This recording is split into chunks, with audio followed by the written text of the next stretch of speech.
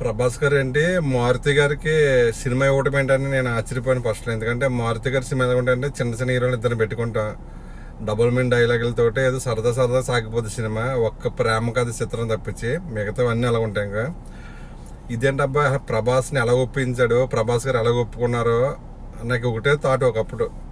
తర్వాత poster release అయిన తర్వాత మైండ్ కొద్దిగా మారింది.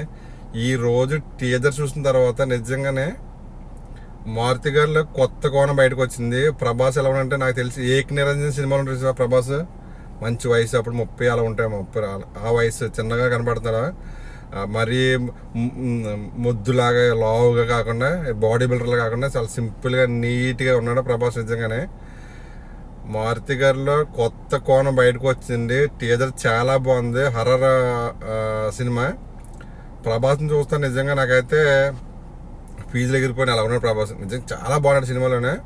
సినిమా స్టోరీ కొత్తగా ఉంది, నిజంగా చాలా అంటే చాలా కొత్తగా ఉంది. అంటే ప్రభాస్ ఇంత పెద్ద హీరోని ఆర్ఆర్ సినిమా తీయడం అని అంటే ఎలా ఒప్పించడం అనేది గొప్ప, ప్రభాస్ కూడా ఒప్పుకోవడం గొప్ప. అసలు మొత్తం సంథింగ్ ఏదో మ్యాజిక్ జరిగి ఉంటుంది సినిమాలోనే.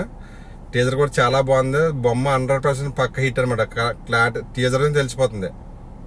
ఈ కామెడీ ఉంది, లవ్ స్టోరీ ఉంది, తర్వాత హర్రర్ కూడా మంచి. అంటే హర్రర్ అంటే మన ఇండియన్స్ టైప్ కాకుండా ఏదో హాలీవుడ్ ఆ టైప్లో ఉన్నమాట చిన్న బ్యాక్గ్రౌండ్ చూస్తుంటే. అంటే మన టాలీవుడ్లో కాకుండా ఏదో చిన్న బంగ్లాలో లేదా అయ్యి కాకుండా ఏదో సంథింగ్ డిఫరెంట్గా ఉంది. ఏదంటే దయ్యం చూపించే రూపం కూడా హాలీవుడ్ చూపితే ఆ టైప్ ఉందన్నమాట. మన ఇండియన్ సినిమా కాకుండా, సౌత్ ఇండియా సినిమా కాకుండా ఆ టైప్ కాకుండా సినిమా అయితే నాకు తెలిసి 90% హిట్ పక్కా అనిపిస్తుంది. టీజర్ చూస్తుంటే నాకు ఇప్పుడు అర్థం కావట్లేదు అసలు సినిమా ఎలా ఒప్పించాడు అనేది. ఇప్పుడు అర్థమవుతుంది అన్నమాట. సినిమాలో చాలా కొత్త స్టోరీ, హర్రర్లోనే కొత్త స్టోరీ.